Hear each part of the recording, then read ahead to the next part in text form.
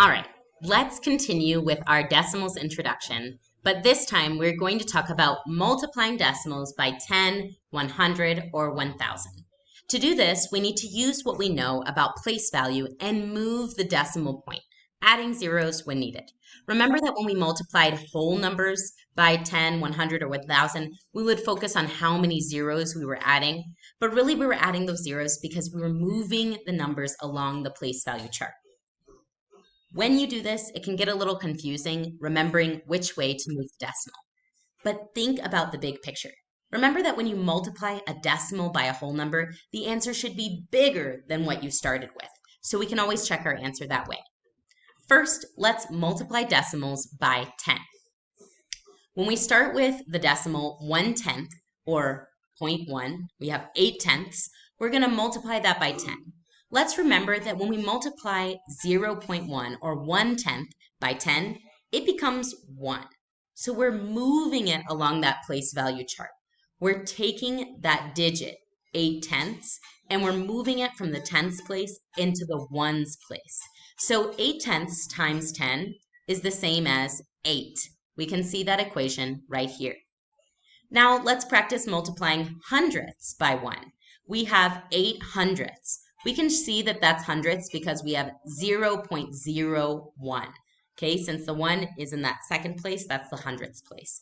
When we multiply a hundredth by 10, we get a tenth. We're moving it one space to the left on the place value chart. So 8 hundredths times 10 gives us 8 tenths. 0.08 times 10 gives us 0.8. We can also multiply bigger decimals by 10. We can multiply thousandths by 10. 8 thousandths times 10 gives us 8 hundredths. So what we've seen here is a pattern. When we multiply by 10, the thousandth digit moves to the hundredths place. The hundredths digit moves to the tenths place. The tenths place moves to the ones place. Every single time we're just sliding on the place value chart, and you can see that here. Now we're multiplying a decimal that has multiple values, not just zeros with one digit, okay? So we have 0.035 or 0 and 35 thousandths. We're going to multiply that by 10. First, I want to show you that on this place value chart, we wrote 35 thousandths like this because the 0.0 would go here in the ones and tenths categories. When we multiply it by 10, we slide each digit to the left on the place value chart. So instead of having 0.035, we end up with 0.35.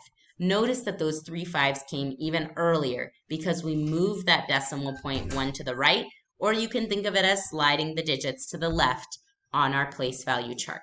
Notice her thinking bubble, how she's moving that decimal point. Now we're going to multiply 3.42 by 10.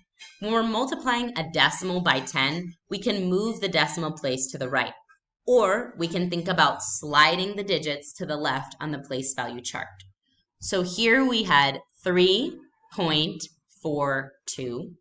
Notice that our decimal always separates our ones and our tenths place. Now, as we move it by 10, we already know every 1 times 10 gives us 10. So the 3 ones becomes 3 tenths, or 30. The tenths, when we multiply by 10, become ones. So 4 tenths turns into 4. The hundredths, when we multiply by 10, become tenths. So the 2 hundredths turn into 2 tenths. Altogether, we have 34 and 2 tenths, or 34.2. In our thought bubble, we can think of this as moving the decimal point to the right one place. This picture helps you understand why it makes sense. And the thought bubble helps you remember the trick that you can use. When you multiply by 10, just move that decimal point 1 to the right. Now let's multiply decimals by 100. Because 100 has 2 zeros, we're going to be moving the decimal points 2 places. Remember, our place value is based on a base 10 system, so every place is 10 times more than the next place. When we multiply by 100, we're multiplying by 10 and by 10 again, so we're moving 2 places. When we start with thousands, here on the left side we see 7 thousandths, and we want to multiply that by 100. We need to think about what happens when we multiply each thousandth by 10. When we multiply thousandth by 10, we get hundredths, and we need to multiply by 10 again to get tenths. Times 10 times 10 is the same as times 100. So when we go from 1,000th and multiply it by 100, we get 1/10. 7 thousandths multiplied by 100 gives us 7/10. Notice how we did that with our place value discs and what that's going to look like on a place value chart. Our 7 thousandths, all of these are zeros, 0.007. That's our same digit we have up here. When we multiply that by 100, we slide the digit to the left 2 places on the place value chart. This is equivalent to moving the decimal point to the right 2 places. So you can either think about the way the decimal point slides, or you can think about the way the digit slides on the place value chart. Whatever makes more sense to you works.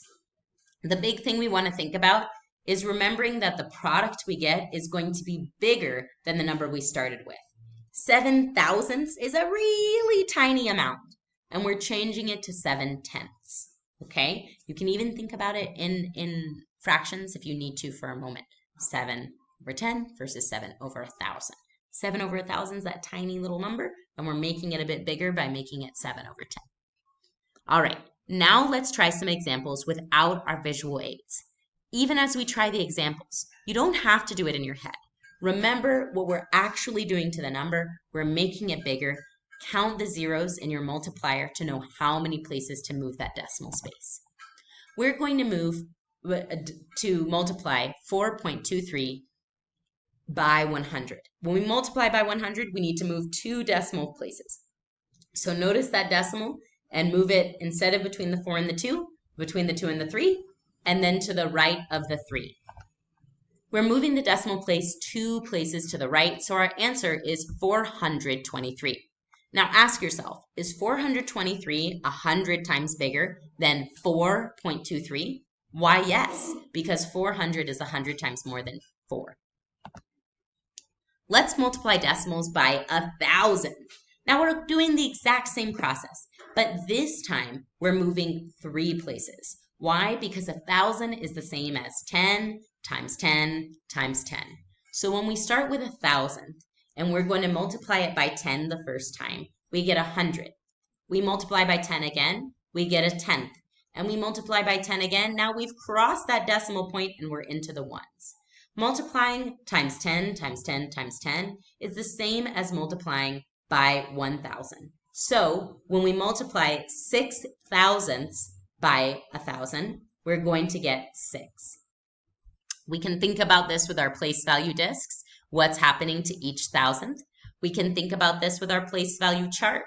How does that 6 slide to the left 3 places? Or we can remember our handy dandy trick that when we're multiplying by 1,000, we need to move 3 spaces to the right. Why? Because 1,000 has 3 zeros, or it's 10 to the power of 3. So 6 thousandths times 1,000 equals 1. And we know this with fractions too. 6 thousandths times 1,000 equals 6. You've practiced this type of multiplication when you've done fractions as well. So 6 thousandths times 1,000 equals 6. We can do this with decimal points by just easily sliding the decimal. Remember that you've already learned this concept before. We're just doing it with a different type of symbol. Now let's multiply a little bit more complicated decimal by 1,000. 0.054, we're going to multiply that by 1,000. To multiply by 1,000, we slide the decimal point 3 spaces to the right. We're making the number 1,000 times bigger. So our decimal point is going to go from between the 2 zeros to between the 0 and the 5, that's 1 move, to between the 5 and the 4, that's 2 moves. And our last slide, it'll end up on the outside edge of the 4. So our answer is going to be 54. Now, I know some of you wanted to write 0054, but that's like saying 0 thousandths, 0 hundreds, 5 tens, 5 ones. That's super confusing.